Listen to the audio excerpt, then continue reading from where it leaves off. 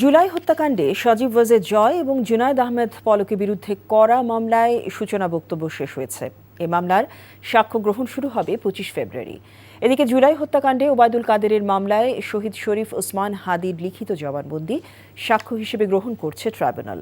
Chief prosecutor জানান, আইনের ধারা অনুযায়ী এ সাক্ষ্য গ্রহণ করেছেন প্রসিকিউশন। এদিকে আওয়ামী লীগ সরকারের আমলে সংঘটিত শতাধিক গুম খুনের মামলায় সাক্ষ্য দেয়া সাবেক সেনাপ্রধান ইকবাল করিম ভূঁইয়াকে জেরা করেছেন জিয়াউল আহসানের আইনজীবীরা।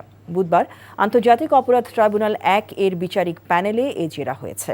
গত ৮ ফেব্রুয়ারি শুরু হওয়া জবানবন্দিতে জিয়াউল আহসান সহ আওয়ামী লীগের আমলে সেনা সদস্য ও র্যাবের গুম খুনের সংস্কৃতি তুলে ধরেন তিনি। আজকে আমরা কোনো সাক্ষী উপস্থাপন করিনি, কারণ আজকে মৃত মানুষের জবানবন্দি আগামী ২৫শে ফেব্রুয়ারি আসামি সজীব ওয়াজেদ জয় এবং জুনায়েদ আহমেদ পলকের বিরুদ্ধে যে মামলার সেটা প্রথম সাক্ষ্য অনুষ্ঠিত হবে। শহীদ ওসমান হাদি তার যে সাক্ষ্য তিনি তদন্তকারী কর্মকর্তার কাছে দিয়েছিলেন, আমাদের আইনের ১৯ ধারায় একটা বিধান রাখা হয়েছে যে যদি কোনো সাক্ষীর এরকম বক্তব্য তদন্তকারী কর্মকর্তার কাছে দেয়া থাকে কিন্তু পরবর্তীতে তার পক্ষে আর কখনো সাক্ষ্য গ্রহণের জন্য আদালতে উপস্থিত হওয়া সম্ভব না হয়, তাহলে আদালত তার সেই বক্তব্যকে সত্য বক্তব্য হিসাবে গ্রহণ করতে পারেন।